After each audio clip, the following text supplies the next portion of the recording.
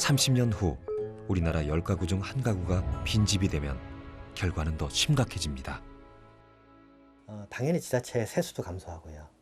그러니까 중앙정부에서 주는 보조금도 당연히 감소를 하고, 그러다 보니까 지방이 현재와 같은 서비스를 지속적으로 할 수가 없는 이런 상황이 된다는 거죠.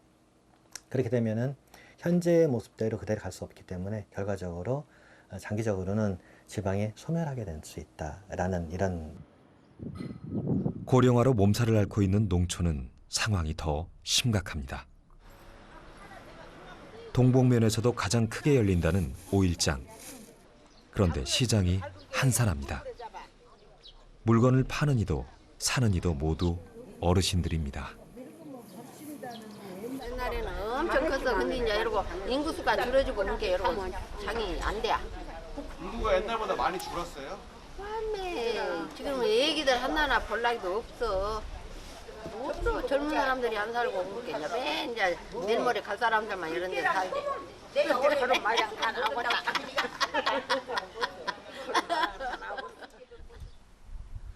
젊은이들은 모두 도시로 빠져나가고 노인들만 남은 마을. 그러다 보니 곳곳이 폐허가 된 빈집들입니다. 남아있는 주민들 역시 자신들이 떠나면 마을이 사라질 거라 말합니다. 시골에 인구가 줄어지고 젊은 사람들은 벌어먹으려고 다 나가버렸고 노인들 이제 배우간에 부부간에 살다가 죽으면 그 집 비어본 거예요. 빈집이 많아요. 옛날에 여가 동북 인구가 70년대에는 한 8,000명 됐어요. 8,000명. 지금은 1,700. 4분의 1도 안 되게 줄어져 버렸어요. 옆마을인 독상리 역시 상황은 마찬가지. 200여 가구 중 이제 75가구만이 남았습니다.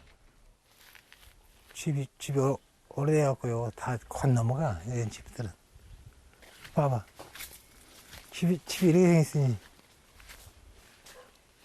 이것도 빈집. 이것도요? 그것도 빈집. 빈집 찾는 것이 어렵지 않을 정도로 많습니다. 여기도 빈집 있고. 그런데 이런 농촌의 빈집들은 주목할 만한 한 가지 특징이 있습니다. 빈집이 많이 있어도 저 자녀분들이 다 객지 나가 살아도 집을 안 팔더라고. 안 팔아. 집을 안 팔고 나가.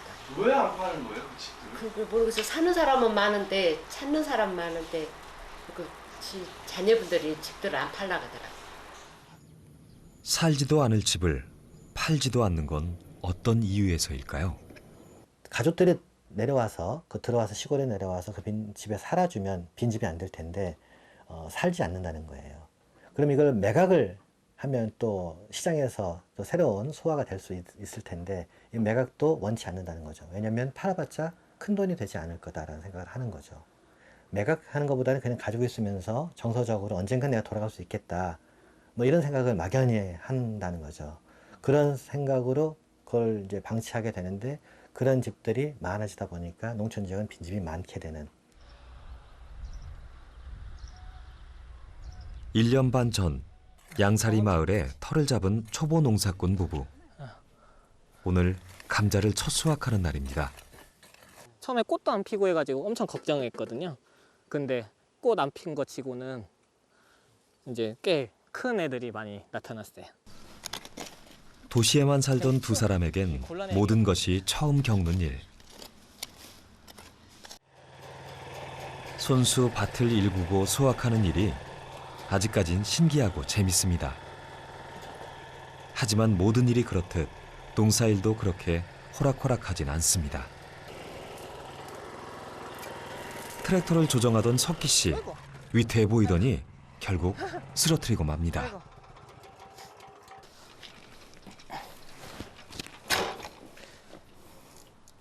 지연아, 한 번만 도와줘. 힘자랑에 나선 아내. 한 번에 들어올립니다. 이따 돌릴 거야. 사고는 있었지만 어쨌든 오늘 감자 수확은 만족스럽습니다.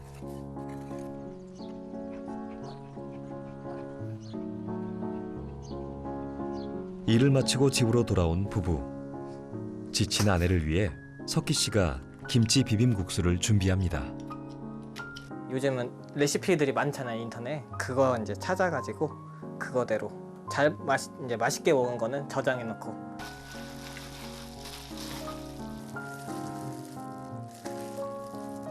완성된 김치 비빔국수.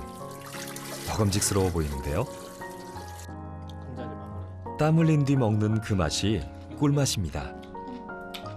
그런데 부부는 왜 귀농을 선택한 걸까요? 아기 키우기가 저희는 원룸에서 처음에 살았어요. 아기가 돌아다닐 반경이 없잖아요. 맨날 나가야 되고 아기 키우기에 더 넓은 집에서 살고 싶다는 생각이 들더라고요. 그래서 그래 해보자 이렇게 생각을 했던 것 같아요. 네. 서울에서 바쁜 직장 생활을 했던 부부. 아이가 태어났지만 가족이 함께할 시간도 집을 살 돈도 모을 수 없었죠. 귀농을 택했고 어렵게 빈집을 얻었습니다. 정부 보조금 500만 원을 지원받아 직접 빈집을 수리했죠. 뭐 도배, 전기, 뭐 장판 뭐 까는 거나 아니면 이제 주방 좀 인테리어 좀 고치고 싶었어요. 옛날이다 보니까 조금 새롭게 좀 고치고 싶어가지고 이제 그런 것만 저희가 자가로 수리하고 이제 창문만 딱 이제 보조 받아가지고 딱 고치게 됐어요. 이게 내 다리로 걸어갈 수 있는 그 반경들이 넓어지고 내가 눈으로 볼 수 있는 게 다양해지니까 그게 너무 행복하더라고요. 그리고 빈집 같은 경우에도 다 애기 아빠가 한 거고 제가 하고 생각하고 직접 한 흔적들이잖아요. 그러니까 볼 때마다 좋아요, 사실은.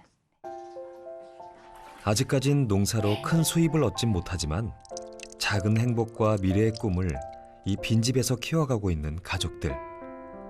그러나 빈집을 얻는 것이 생각만큼 쉽지 않았습니다.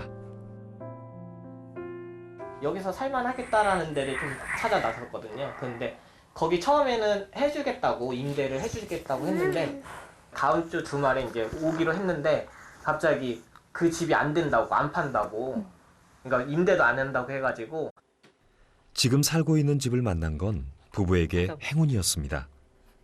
남아도는 빈집 구하기가 힘든 일이 되리라곤 상상도 못했죠. 하나, 둘, 조심해서 하나, 둘. 젊은 귀농인들에게 빈집은 좋은 기회가 될 수 있습니다. 그러나 집에 대한 인식이 바뀌지 않는 한 빈집은 낭비되는 공간으로 방치될 뿐이죠. 우리나라에서 집은 재산 정식의 수단, 그다음에 내가 이 자산을 유동화할 수 있는 수단. 집이라는 것은 우리가 숨쉬고 생활하고 하루의 반 이상을 즐기고 휴식을 취하고 서로 생각을 나누는 이게 삶의 쉼터 공간이죠. 그 공간이 좀 다른 사람들과 이웃과 나눌 수 있고 또 자기 생각을 좀 표현할 수 있는 뭐 이런 공간으로 인식돼가는 좀 그런 생각들이 많이 퍼졌으면 좋겠습니다.